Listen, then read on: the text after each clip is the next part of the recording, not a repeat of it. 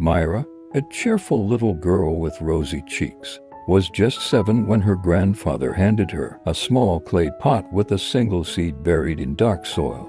He knelt beside her, a rare smile lighting up his face as he explained, "This is a special seed, my dear. It will take 10 years to bloom, but if you care for it patiently, it will reward you in ways you can't yet imagine." Myra's heart swelled with excitement. Determined to nurture it, she placed the pot on her windowsill, right where the sun poured in. Each morning, she watered it with care, whispering her hopes into the soil. Her friends often teased her when they visited. "Myra, you're watering dirt. How silly," they would laugh. But Myra remained unfazed. "You just wait. This flower will be worth it," she would reply with a grin, her eyes sparkling with hope that one day, her patience would pay off. Years passed, and as Myra turned 13, she could hardly remember life without that pot on her windowsill. Her grandfather never stopped encouraging her. "Patience is a virtue, Myra. You are learning a valuable lesson," he reminded her one evening as they watched the sunset together. She felt a wave of hope wash over her. As more years passed, Myra's resolve began to waver. While her friends frolicked in the fields, she remained at home, tending to her pot. What if it never blooms? She pondered, the seed's silence becoming a heavy weight on her shoulders. But Myra did not give up. Each day, she watered it, recalling her grandfather's words while hoping for a miracle. As she tended to it, she spoke to the seed, recounting her dreams and aspirations.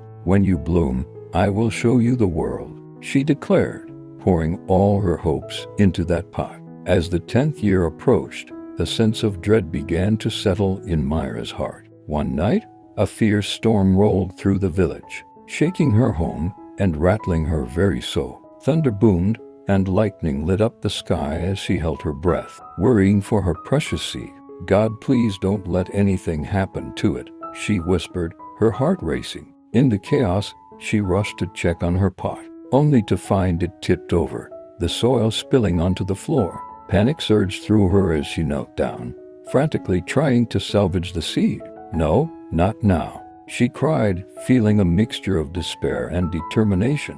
Gently, she gathered the soil back into the pot, smoothing it over the seed with trembling fingers. "I will not let you go," she vowed, her tears mingling with the earth. Finally, on the 10th anniversary of the day her grandfather gave her the seed, Myra woke with a sense of anticipation. She rushed to the pot and saw nothing. Her heart sank.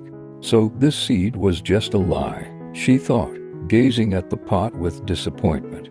She picked up the pot, ready to throw it away when she heard her grandfather's voice behind her. "Don't give up now, Myra. It might need just one more day. Sometimes, the most beautiful blooms come after the darkest storms." Patience is not just about waiting. It's about nurturing what is yet unseen. His words resonated deep within Myra, reigniting the flicker of hope in her heart. She realized that even in the face of disappointment, the essence of her journey lay not just in the final result, but in the lessons learned along the way.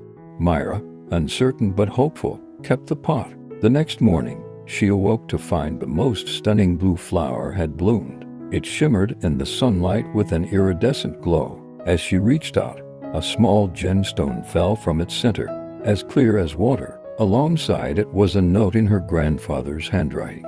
"Patience brings treasures beyond what the eye can see." The flower became a symbol of her grandfather's love, a testament to the beauty of hope and patience. Myra learned that this wasn't a mere seed. It was a promise, a challenge, and a lesson wrapped in one. My dearest child, your life can be likened to the story of Myra's seed. Even before I formed you in your mother's womb, I planted a precious seed in you. But just like Myra's seed for those many years, your life right now may look buried and barren. Do not be discouraged, my child. What I need you to do is be patient and hopeful. Even in the darkest storms of life, do not lose hope. Turn to my word, find rest in me, and consistently declare my promises over your life. Jeremiah 29 verse 11 says, "For I know the plans I have for you, declares the Lord. plans to prosper you and not to harm you, plans to give you hope and a future. You see, I have your best interest at heart. Jeremiah 17 verses 7 and 8 also say, "But blessed are those who trust in the Lord, and have made him their hope and confidence. They are like trees planted along a riverbank, with roots that reach deep into the water. Such trees are not bothered by the heat or worried by long months of drought. Their leaves stay green, and they never stop producing fruit. So, my child, yield your heart to me and let me guide you on this journey of growth and refinement to bring the best out of you. The enemy will try to steal your joy and make you give up, but don't give in to his tricks. Always remember, Isaiah 40 verse 31 says, "Those who hope in the Lord will renew their strength. They will soar on wings like eagles. They will run and not grow weary. They will walk and not be faint." Don't lose hope, my child. You're in a process, and I am bringing out the best in you. I love you forever.